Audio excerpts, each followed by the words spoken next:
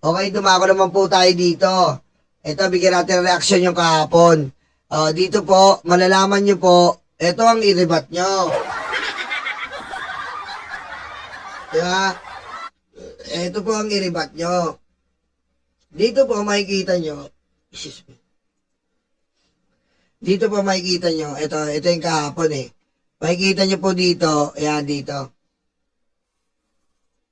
To put an end to impunity, that the virus of impunity, utmost concern that if we, their lawyers, feel threatened by Mini Dutertes in a foreign country. Ayan po ang mga pusang ina Mini Dutertes na mga bobo, tanga, inutil, luluga-luga. Aray ko. Diba? Yung mga DDS po, yan po ang mga Mini Duterte. Ibig sabihin, sila po yung mga kampo ni Digong, talagang mga demonyo. Yun po yun eh.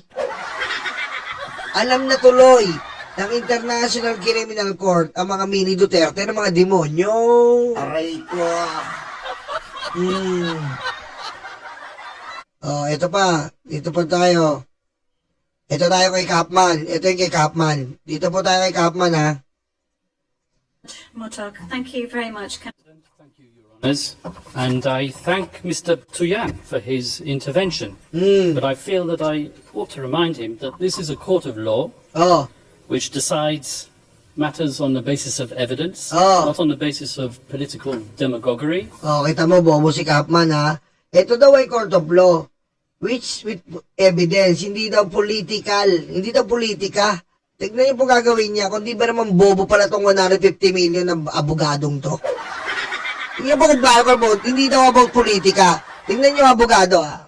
And not on the basis of a desire to effect regime change despite the democratic will. And certainly not on the basis of statements made by Ombudsman Jesus Crispin Remula, who professed that domestic justice will be denied, according to Mr. Butuyan, because of the lack of forensic report. Bobo ka talaga, Kapman. Siyempre, sasabihin, Department of Justice, may kaulugan yun sa aming bansa. DOJ namin yun eh. Ang ini-elaborate ni Butuyan na ang sabi nga ng DOJ, hindi sila makakuha ng sapat na ebidensya, kaya nga maganda na napunta na sa International Criminal Court. Bobo ka talaga, Kapman. Kala ko ang talino mo, sayang bayad sa'yo. Aray ko. Reports and police reports. Now, I don't know which case Mr. Butuyan's metaphorical ship sailed into, but he clearly hasn't read the evidence. Whilst he was speaking, we examined the evidence, and out of that evidence we found at least 35 reports substantiating 49 of the incidents which are mentioned in a document containing the charges. Your Honours, Rodrigo Duterte was and will always remain a unique phenomenon. Unique talaga yan kasi namiminger ka ng katulong. Minura mo yung Diyos. Unique yan eh. Pag namiminger ka, yan sana ng bayarang babae, pero putik, makakatulong na nga lang, napakababang antas na ng mga tao, pinipinker mo pa eh. Aray ko. Diba? Alam mo, Kapman, katulong na nga lang, unique talaga. Ba't din pa unique? Minumura yung Diyos. Very unique yan sa presidente. Minura yung Santo Papa. Very unique. Aray ko. Unique talaga siya. Tapos may kaso ng rape. Nakita nila na yung isang reporter yata, yung isang media, nahuli. Nahuli dahil nga ng rape ng media babaeng maganda, foreigner. Anong sabi niya? Sana ako naman nauna bago nyo ni-rape. Unique talaga siya, Kapman. Bobo ka pala, kala ko matalino ka. His style of statesmanship was novel and unpalatable to many. His expletives and hyperbole grated, while his honesty and wild popularity irritated. Kita mo, bobo talaga si Kapman. Hyperbole daw yan. May namatay, para mo nasabi nga hyperbole. Alam mo, Kapman, hindi ko alam pang international ka o pang ano ka lang eh. Pang nayon. Pang probinsyang ano ka lang yata eh. Ang hyperbole sa salita, papatayin kita sa aking mga salita. Ganun yun, hyperbole. Pero to, may namatay talaga dito. Ang bobo mo, Kapman. Hindi mo masabing hyperbole lang to na salita. May namatay dito. Ungas. Aray ko. He spoke openly, from the heart, sincerely, and truthfully. From the heart daw, sincerely. Sincerely ba yun? And what a contrast between him and his successor in the Malacanang. Oh, For President Rudy, his word was his word, and the people knew it. sa kay Digong daw, ang salita ay talagang salita. Bawal daw politika dito pero si Kapman, tingnan nyo sasabihin, pamumulitika. Bawal daw mamumulitika. Sabi niya kay Butuyan, Butuyan, bawal dito ang pamumulitika. Pero anong gagawin ni Kapman? Pakinggan nyo. For President Bongbong, his word is for the wind, and the people will not forget it. It's for the wind, and the people will not forget it. Tama, Kapman? Pero pa bawal politika. Aray ko. Let me remind everyone of the letter which President Ferdinand Marcos Jr. signed, it's on the screen, and in which he gave a cast iron undertaking that his government, and I quote, will not assist the ICC in any way, shape, or form. Ayan, sabi niya, to this end, this government will not assist the ICC in any way, shape, or form. Dito na umiiyak si Kapman. Well, as we know, he failed to keep that promise. Rodrigo Duterte was unconstitutional and unceremoniously hauled off to The Hague. And when called upon to defend his master's actions and the said letter at a Senate committee hearing, the then Secretary for Justice, once again, Mr. Jesus Crispin Remulla, Kala ko ba, bawal banggitin si Remulla. Ba't ikaw nagbabanggit kay Remulla? Bobo ka pala eh. Sabi niya, bawal daw banggitin ni Butuyan si Remulla. Dahil dito, all about evidence. Ba't ikaw binanggit mo rin si Remulla? Bobo ka, Kapman! Aray ko. Mga DDS, kita nyo naman Kita nyo yung Inglesero dinidibang ko sa pool. Ganyan ng pagdedebang.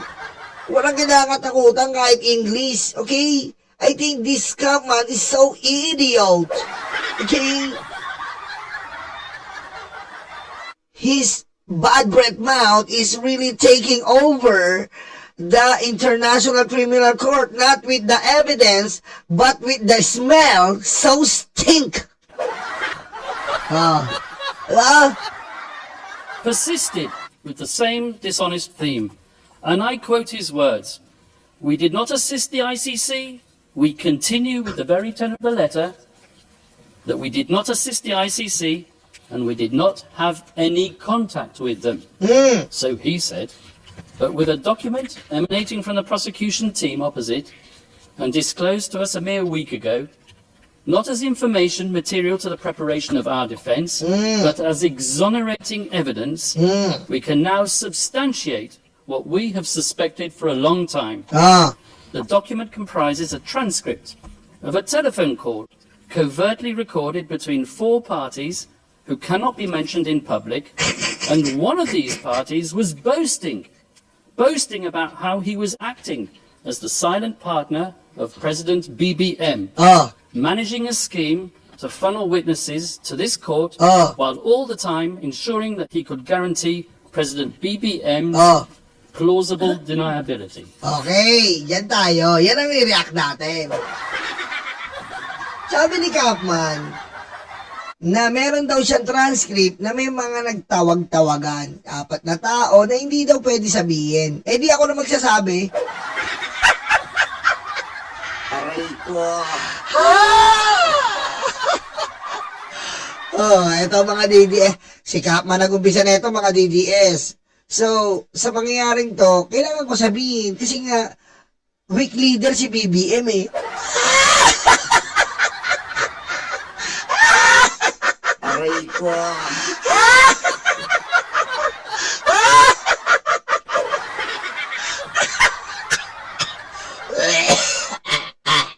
Mga DDS, si Kapman nag-open ito. Ulitin ko lang para malinaw. Overtly record material to the preparation of our defence, but as exonerating evidence, We can now substantiate We can now substantiate, pwede na raw nilang masabi, what we have suspected for a long time. na meron silang suspecha na matagal na. The document comprises a transcript of a telephone call Transcript of a telephone call. Putang ina, wiretapping ka pa, Kapman. Wiretapping ka pa, ayop ka. covertly recorded between four parties who cannot be mentioned in public. Meron daw 4 parties na pinagplanuhan ang pagpapadala kay Digong. Diretso. And one of these parties was One of these parties, boasting pinagmamayabang pa raw, pinagmamayabang. about how he was acting as the silent partner of President BBM, managing a scheme to funnel witnesses to this court while all the time ensuring that he could guarantee President BBM's plausible deniability. So it is indeed the defense case that President Ferdinand Marcos Jr. set out to neutralize Rodrigo Duterte. Okay, eto na tayo. Ano ba yung double barrel? Ano ba yon? To neutralize. Sakit nito, man. Ang sakit nito. Di ba?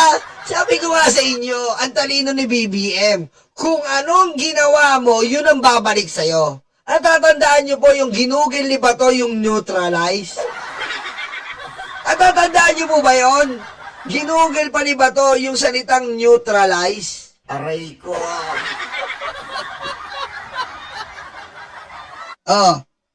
Ngayon, binalik lang ni BBM yung neutralize. Ni-neutralize niya rin, ni-neutralize niya rin, kaso hindi double barrel. Ito ay ICC. Ni-neutralize niya rin, sino? Si Duterte. Ngayon, ito na. Sige, magkakalabasa na tayo ng sikreto rito. Okay, ito na. Yung 4 na sinasabi ni Kapman, ano ngayon? Kung tinrabaho ni BBM na mapunta yan dyan. Di ba weak leader? Ngayon, nalaman nyo na ang weak leader na tinatawag nyo. Nalaman nyo na ang weak leader na tinatawag nyo. Na sinasabi ko sa inyo, weak leader. Ano ngayon kung nagplano si BBM na itapon siya dyan? Kung totoo man o hindi, ano ngayon? Yan ang sinasabi ko sa inyo, mga uligang DDS. Weak leader kayo ng weak leader. Sinampulan tuloy kayo. Hindi ko nababanggitin yung mga pangalan na nagplano. Hindi ko nababanggitin si Senator Trillanes. Hindi ko nababanggitin yan. Hindi ko nababanggitin si General Torre. Hindi ko nababanggitin yung 4. Aray ko. Hindi ko nababanggitin ng magkapatid na Remulla. Hindi ko nababanggitin yan. Diba? Hindi ko na rin babanggitin na pinagplanuhan yan sa Japan. Ba't di mo binanggit? Ba't di mo binanggit na sa Japan, plinano ang pag-aresto kay Digong? Sinasabi ko sa'yo, banggitin mo! Ba't tayo banggitin? Yun ang weak leader. Ano mga DDS? Yan, sino ngayon ang weak leader? Sino ngayon ang weak leader na sinasabi nyo? Ngayon nyo bigyan ng elaboration, analyzation ang salitang weak leader. Sino ngayon ang pinaglaruan? Sino ngayon ang dinuldol? Sino ngayon ang pinatapon? Sino ngayon ang binasura? Di ba si Digong? Ano ngayon kung pinagplanuhan ni BBM yan? At kung pinagplanuhan, wala na kayo dun. Dahil ang state ang mismong kikilos para sa Interpol with the coordination with the ICC. So, wala kayong magagawa mga DDS. At ngayon, wala rin kayong magagawa sa mga papirma-papirma nyo dahil hindi kakausap ang ICC ng mga pirma. Ang kakausapin directly ng ICC, sino? Sino? Basahin nyo ang Rome Statute. Ano sabi doon? Only the state will decide. Sino magpapalaya? Ang state. Ang estado ang magpapalaya kay Digong. If ever, worst case scenario, ang estado. Ha? Halimbawa, if ever, si Digong, may pinatay doon na kaibigan niyang preso sa ICC. Ang state ang magdi-decide doon. Makipag-coordinate ang ICC dito sa state, hindi siya makikipag-coordinate sa Supreme Court. Si BBM ang makikipag-coordinate doon. Halimbawa, si Digong na bangungot, patay na. Hindi nyo malalaman yon. Si BBM lang makakaalam doon. Aray ko. Ganon ka weak leader si BBM. Ganon niya pinagplanuhan niya, no? Di ba? Di ba? Natatandaan nyo rin. Natatandaan nyo rin ng pinalanding.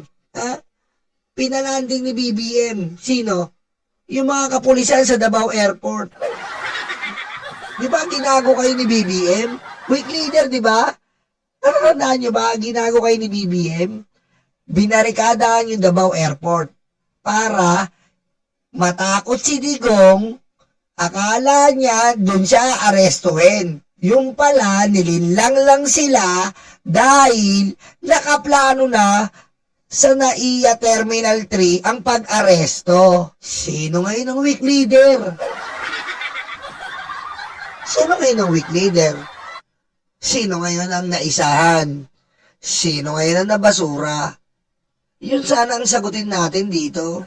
Aray ko. Kaya tama naman yung sinasabi ni Kapman. Merong mga tao na pinagmamalaki ang pag-aresto. Ano ngayon kung pinagmamalaki? Bakit? Dapat lang man talaga madala yan dyan sa ICC. Bakit naman kami maghihinayang na mamamatay sa ICC? Hindi kayo maghihinayang. Mas masaya kami mamamatay na siya. Ang hindi nyo nalalaman, di ba mga DDS? Hindi nyo nalalaman na sa estado ni Bongbong Marcos na tinatawag yung weak, pinaglalaroan niya lang ang tatay nyo. Pinaglalaroan niya lang. Sa tutuusin, parangkahan tayo. Kung ayaw ni Bongbong Marcos na mapadala si Digong dyan, hindi mo mapadala yan. Hindi mo mapadala yan. O parangkahan tayo dito. Hindi madadala si Digong dyan. Kaso, anong ginawa nyo? Anong ginawa nyo kay BBM? Winalangya nyo. Inahas nyo. Lalo na si Sara, lalo na si, nangyari. Ayan kasi yan sinasabi ko sa inyo, mga DDS. Tataka-taka kayo, wala kayong pag-iisip katulad kay ni Sara at ni Digong, wala kayong utak Puro violente ang pag-uutak nyo. Hindi kayo nag-iisip. Ngayon, hindi makakalaya yan. Hanggat si BBM nandyan at kahit si Sara nandyan. Bakit, Nyolo, hindi makakalaya? Estado pala magdedesisyon. Di ba sabi ni Nyolo, ang estado pala magdedesisyon. Si BBM, kung wala na si BBM, si Sara na, wala na. Bakit, Nyolo? Nag-umpisa na ang hearing. Nag-umpisa na ang kaso. Nabasahan na si Digong. Kaya nga pinapapunta siya dyan para maidepensa niya yung sarili niya. Kaso, wala na. Ngayon, kahit si Sara ang maupo dyan, lalong-lalo na siya, hindi na siya mapakinggan ng ICC. Dahil, sapat na ang narinig ng mga husgado, sapat na ang mga narinig ng mga tao ng buong mundo na eto si Digong ay kawalang-ya.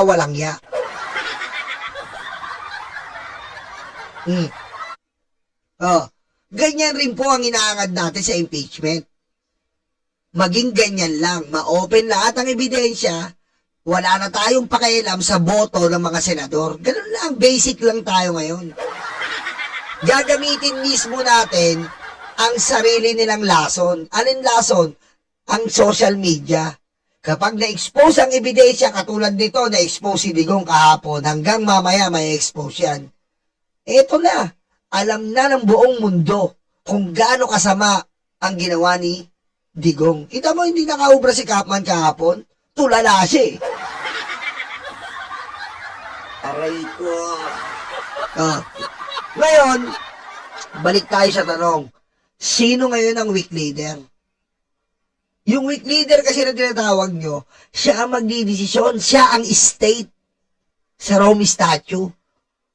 Na kung may mangyari kay Digong, na kung may mapatay si Digong, na kung bangungutin si Digong, na kung naglason si Digong, ang magdi-decide niyan, Rome Statue. State. Anong gagawin? Susunugin ba? Ilalagay ba sa garapon? Hahayaan na lang? Hindi naman pwede mag-decide yung ICC. Ang immediate magdi-decide niyan, yung state na kinabibilangan niya. Eh, sino yun? Si BBM. Bobo! And his legacy. Yes, Mr. Deputy Prosecutor, I used that legendary word, neutralize, so central and so essential to your case theory, because you know just as well as me that I'm using the term metaphorically.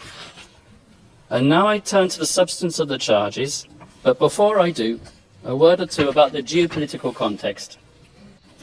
The scourge of illegal narcotics is not unique to the Philippines.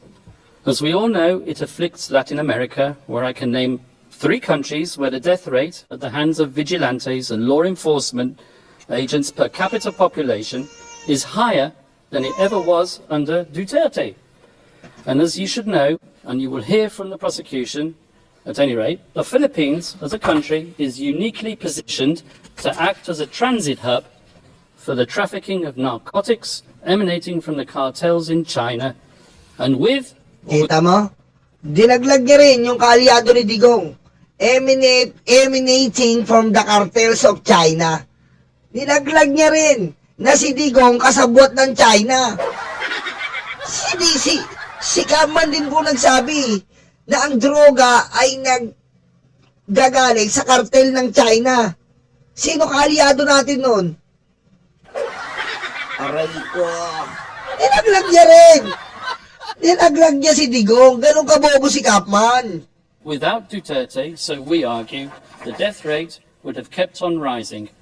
Indeed, as we will prove with statistics and reports, the death rate flowing from narcotics-related crime actually increased after Rodrigo Duterte left power. Mali ka naman kagad dyan, Kapman. Ha? Mali ka kagad. Ilang bilyon na ang naaaresto ng ating Pangulong Bongbong Marcos. Mali ka dyan. Baka mangisay ka sa data. Baka mangisay ka sa data, Kapman. Sabi ko sa'yo, halos kalahati ang tambak ni Digong. Walang war on drugs. Halos kalahati ang tambak ni Digong sa nakolekta na droga ng Pangulong Bongbong Marcos. Baka mangisay ka, hayop ka. Aray ko. And where, I ask you, has the International Criminal Court been styled that Rodrigo did anything, the totally lawful Duterte campaign against illegal drugs and their suppliers took place when his administration was out after the declaration of martial law. And it was on that significant day that Rodrigo Duterte was exposed to the tyranny of oppression and the abuse of power by the elite. And he took a decision. On that day, he chose to devote himself to a life of selfless public service. As a professor at the local police academy and as a public prosecutor in Davao, Rodrigo Duterte developed a lifelong passion, some would say an enduring obsession, for law and order, something for which he unapologetically enforced throughout his time as mayor of Davao City. Not, as the prosecution say, through sowing murder and mayhem, but through winning the love, respect and admiration of his fellow citizens. The very same citizens who continued to re-elect him time after time, term after term, on no less than 7 occasions over more than 2 decades. And throughout his 20 or so years tenure as the mayor of Davao, Rodrigo Duterte and his family transformed that city from an outpost of communist insurgency and criminal violence into what is now one of the safest cities. Safety City, oh. DDS na rin to si Kapman, eh, no? Hindi na fake news, eh. Anong Safety City? Anong Safety City? Puro araw-araw na uli, shabu. DDS na daw rin, eh, no? Kapman. DDS kayo, puro kalokohan na ayop ka, eh. O, ayan, nakakita-kita niyo po, ha. Ayan po yung argumento ni Kapman, napakababaw. 150 million na abogado na po yan, ha. Napakababaw. Biro nyo, sinisi niya si BBM. Sinisi niya yung 4 na sinugo ni BBM. Napakababaw ng utak nito. Diba? Ngayon, paano mo didipensaan yan? Ngayon, dito na tayo sa depensa.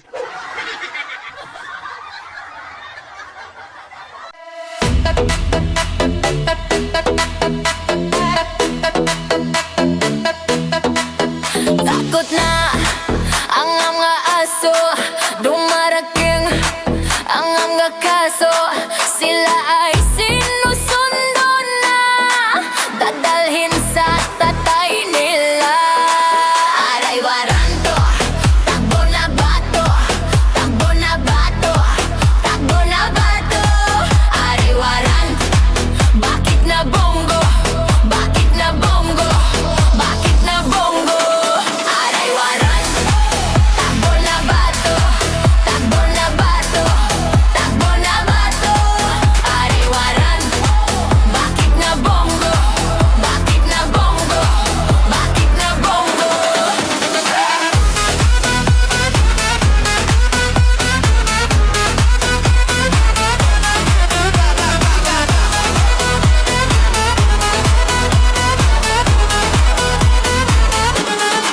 Sabi ni Lord, huwag masama, pero sila ay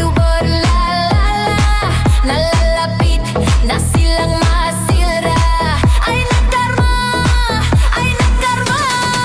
Aray waranto, takbo na bato, takbo na bato, takbo na bato. Aray waranto, bakit na bongo, bakit na bango, bakit na bongo. Aray waranto, takbo na bato, takbo na bato, takbo na bato. Aray waranto, bakit na bongo, bakit na bongo, bakit na bongo.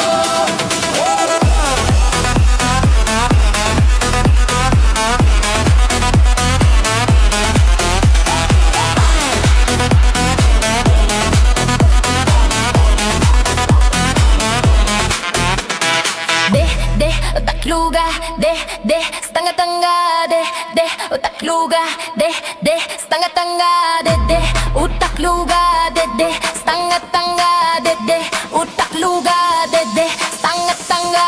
De, stanga-tanga. De, stanga-tanga. De, stanga-tanga.